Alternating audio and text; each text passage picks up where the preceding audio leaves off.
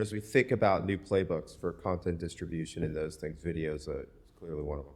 I think one of the things that ties back to what Mac led with is to do, so Mac is a founder or the chairman of Dinosaurs or El Rey de Dinos.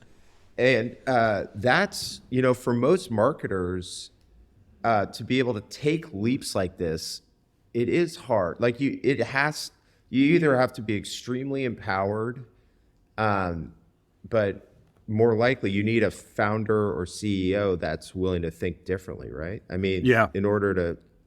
because you do have to think differently here. And you do have to believe that in the long run. I'm lucky that I like doing weird marketing.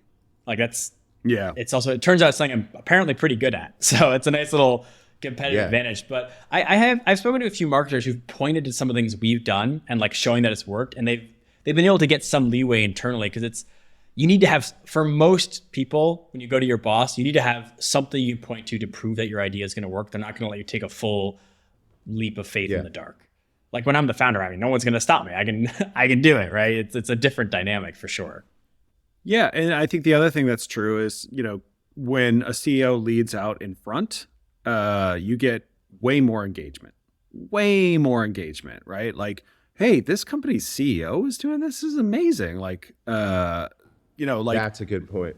Let's just think about things like at a very high level. Like, do any of us know the name of the best marketer that's ever been at Apple? No, but we know Steve Jobs and we know Tim Cook, right? Like these guys are leading out in front, right? Like we don't know the marketer at Facebook. We know Mark Zuckerberg. Craig and I know a lot of the marketers from Salesforce, but Mark's at the forefront of everything, right? And so like having a CEO that's willing to be the face of the organization, participate in the marketing, do things like videos, write a lot of content online, like that is a marketer's secret weapon. And I will say, by the way, that does not come naturally to me. Like I'm the kid who was like, I can't talk in front of the class. Like if you told me 10 years ago that I would be doing podcasts, recording videos of myself, speaking on stages, writing on LinkedIn, I'd be like absolutely not. And it was a conscious decision about 9 months ago to start it started by taking LinkedIn from a written perspective seriously. And it's kind of snowballed into all the other stuff we're doing. I would say most days it doesn't feel natural. Sure. So I think I just say that for I speak to a lot of founders who say the same thing. We're like, I don't have this like natural extrovert bone that you have, Mac. And I'm like, I'm not an extrovert. I like this feels deeply unnatural to me. Even like sitting on a podcast, writing a LinkedIn post, recording a video, like I do it because I can. I'm starting to learn to like it. I'll say, and it's becoming more natural, and it becomes a bit of like a sixth sense the more you do it. But the first 6 months of it was pure, just like forcing myself to do it because I believed it was the right thing to do. Yeah. Yeah. So that is a key point though, Matt.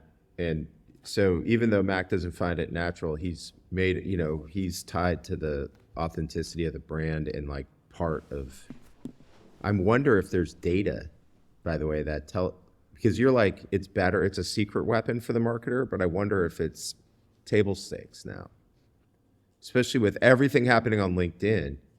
You need your CEO or founder up there. If you just looked at it through the lens of LinkedIn, take a look at a brand, any brand. Look at when the brand makes a post from the brand's LinkedIn, and then look when a CEO makes a post, right? Like the brand post, if you're lucky, is going to get 100 likes and a dozen or so comments. The CEO, if they are active on LinkedIn, is going to get hundreds of comments, hundreds of likes, or maybe not hundreds of comments, but dozens of comments. More than the brand at the very least, yeah. Yes, by a significant amount. We're not talking 2 to 1, we're talking more like 10 to 1. But it can't be a random act. Yes, it cannot be random. And it has to be considered, like the first 3 months of me taking LinkedIn seriously, it didn't move the needle at all.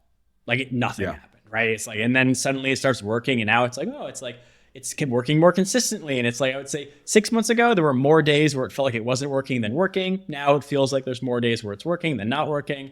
There's always the algorithm game, and there's always days where it works better than others. But that's the other thing that I think a lot of marketers, CEOs, leaders are scared by with either whether it's the personal brand stuff, whether it's the vibe-based stuff.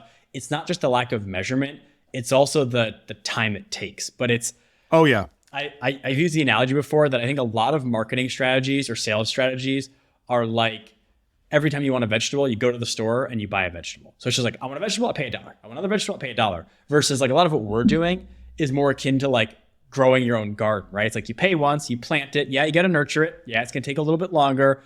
But once it works, it's cheaper, it's faster, and it tastes better. Yeah.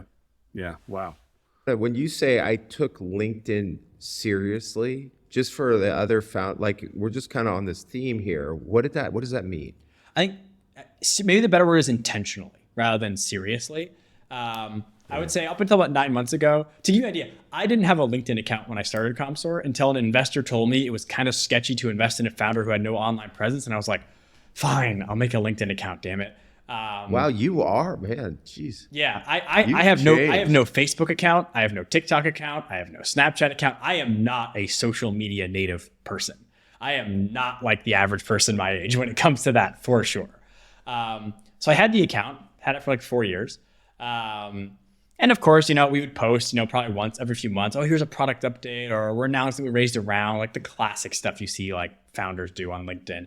And like, yeah, you get a little bump of engagement and then nothing. And just because of like the title, you get people connecting with you. So like, yeah, you get to a couple thousand followers without really doing much work that way over 2 or 3 years. But taking it intentionally meant that I was just, I guess I started publishing content is really what that means. I started actually putting things out there that weren't just, hey, look, my company has news to share. Yeah. That's great. Love that. Honestly. I mean, I don't, you certainly did not disappoint me today, man. I'm glad I figured out how to get on this thing. Yeah. I mean, this is really great and really interesting. I think the world's changing. What I actually think one big takeaway for me was that even though you're doing these remarkable things, and yes, there was work, but there's still this agility. There's still like, you know what I mean? And like, you guys just still made it happen.